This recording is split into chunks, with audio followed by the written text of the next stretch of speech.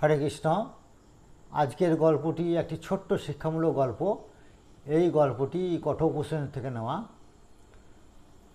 গল্পটি হলো এরকম যে এক ব্যক্তি জঙ্গলে কাঠ কাটতে গিয়েছিল,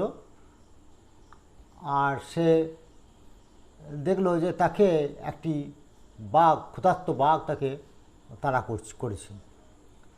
সে তখন ভয়ে ছুটতে ছুটতে চলে এলো একটা জায়গায়, এবং সে জায়গায় দেখলো যে একটা কুয়ো রয়েছে।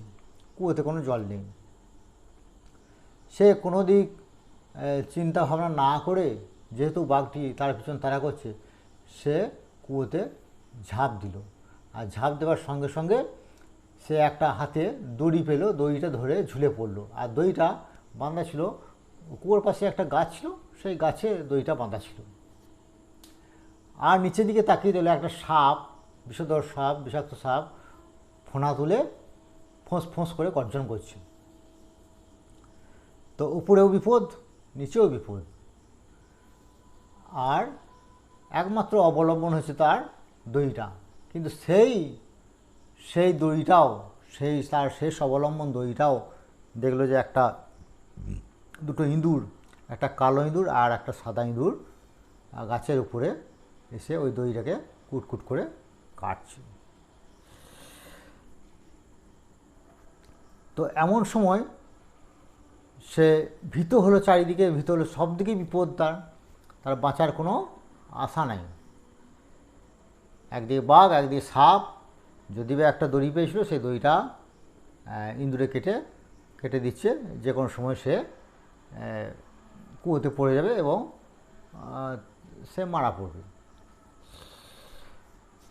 তো এমন অবস্থায় দেখলো যে তার মুখে এক ফোঁটা টপ টপ করে গাছ থেকে মধু পড়ছে।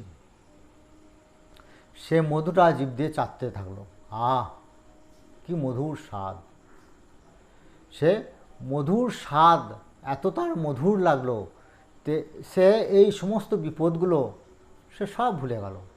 সে সব ভুলে গিয়ে সে মধু আস্বাদন করতে লাগলো। তা এটাই হলো আমাদের জীবন, এটাই হলো বাস্তব। আমরা আমাদের সমস্ত বিপদ ভুলে আমরা এই মধুরূপ মায়ার প্রতি আকৃষ্ট হয়ে আছি। ওই বাঘটা হলো মৃত্যুর প্রতীক, যা আমাদের পিছনে সবসময় তাড়া করে বেড়াচ্ছে।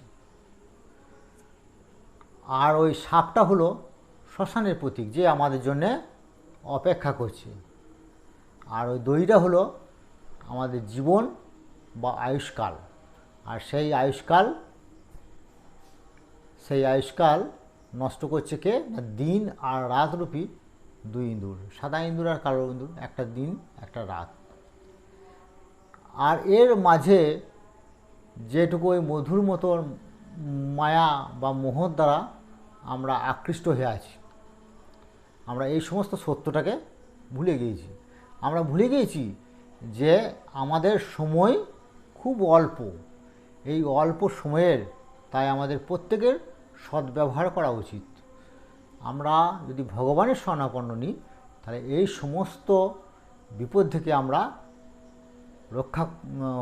উদ্ধার হতে পারব। তাছাড়া আর কোনো রাস্তা নাই। হরে কৃষ্ণ।